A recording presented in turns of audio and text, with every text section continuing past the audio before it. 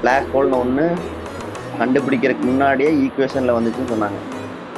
எப்படின்னா மாசு ஒரு ஸ்பேஸ் டைம் கர்வேச்சரில் ஒரு டிப்பை க்ரியேட் பண்ணுதுன்னா அதோட டென்சிட்டி வந்து எவ்வளோக்கு எவ்வளோ இன்க்ரீஸ் ஆகுதோ அவ்வளோக்கு அவ்வளோ அது வந்து எப்படி சொல்கிறது, அட்ராக்ஷன் ஃபோர்ஸ் வந்து கிராவிட்டி ஃபோர்ஸ் வந்து அதுக்கு அதிகமாகிட்டே இருக்கும்.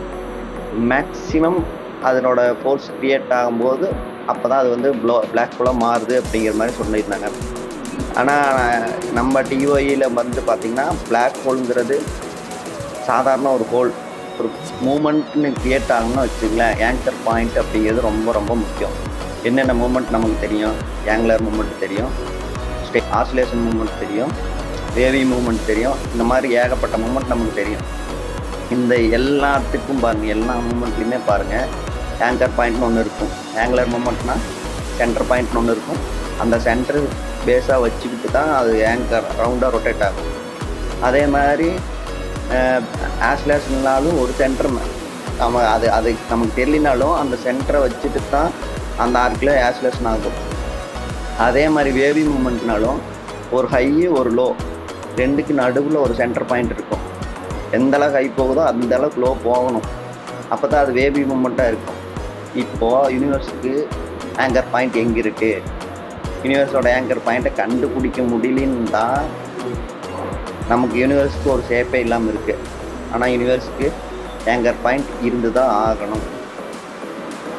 ஒரு பொருள் மூமெண்ட் இருக்குதுன்னா அதுக்கு ஆங்கர் பாயிண்ட் வேணும்னா, நமக்கு கேலக்ஸி மூவ் ஆகிட்டுருக்கு, பிளாக் ஹோல்ஸ் மூவ் ஆகிட்டுருக்கு, எல்லா பிளானட்ஸும் மூவ் ஆகிட்டுருக்குன்னா அதுக்கு ஒரு காமன் சென்டர் பாயிண்ட் இருந்தால் மட்டும்தான் அதனால் அந்த மூமெண்ட்டை கொடுக்க முடியும்.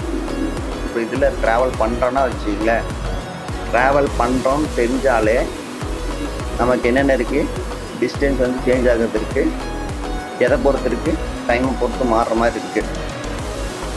டைமை பொறுத்து மாறணுன்னா டைம் ஜீரோன்னு ஒன்று வேணும். அதே மாதிரி டிஸ்டன்ஸ் மாறுறோன்னா x0ன்னு ஒன்று வேணும்.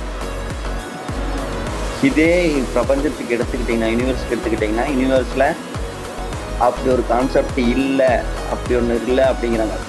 எப்படி எதனாலன்னா அந்த ஆங்கர் பாயிண்ட்டை கண்டுபிடிக்க முடியல, அதனால் அதுவே எமர்ஜ் ஆகிட்டு இருக்குது. ஸ்பேஸும் டைமும் அதுக்குள்ளேயே, அதாவது இது வந்து நம்ம மில்கிவே கேலக்ஸியும் ஆண்ட்ரோமேடா கேலக்ஸியும் விலகிட்டு இருக்குதுன்னா, இதுக்கு விலகிறதுக்கு ஒரு ஆங்கர் பாயிண்ட்டை கண்டுபிடிச்சா தான் இந்த பாயிண்ட்லேருந்து இது இவ்வளோ நேரத்தில் இவ்வளோ தூரம் போயிருக்கு, இந்த பாயிண்ட்லேருந்து இது இவ்வளோ தூரத்தில் போயிருக்கு அப்படின்னு சொல்கிறாங்க.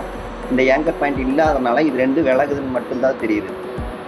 ஆங்கர் பாயிண்ட் இல்லாமல் ஒரு மூமெண்ட் நடக்குமானா முடியவே முடியாது. நீங்கள் எங்கே எவ்வளோ பெரிய மூமெண்ட் வேணாலும் எடுத்து பாருங்கள், ஆங்கர் பாயிண்ட் இல்லாமல் ஒரு மூமெண்ட் இருக்காது. அப்புறம் ஏன் நம்மளால் ஆங்கர் பாயிண்ட்டை கண்டுபிடிக்க முடியலனா, இப்போது ஒரு யூனிவர்ஸ் வந்து பெருசாக இருக்குன்னு வச்சுக்கோங்க, பெரிய குளோபலாக இருக்குன்னு வச்சுக்கோங்க. நமக்கு வந்து இந்த பக்கம் இருக்கு, இங்கே அந்த நம்ம அப்சர்வபிள் யூனிவர்ஸ் அந்த பெரிய யூனிவர்ஸுக்குள்ளே ஒரு சின்ன பார்ட்னு வச்சுக்கோங்க. இந்த சின்ன பார்ட்டிலிருந்து நம்ம பார்த்தோம்னா நமக்கு அந்த ஆங்கர் பாயிண்ட் தெரிய மாட்டேங்குது. மீன்ஸ் நம்ம அந்த ஆங்கர் பாயிண்ட்டை விட்டு நம்ம அப்சர்வபிள் யூனிவர்ஸ் வந்து விலகி வந்துடுச்சுங்கிறது தான் என்னோட டிஓயில் வர ரிசல்ட்டு.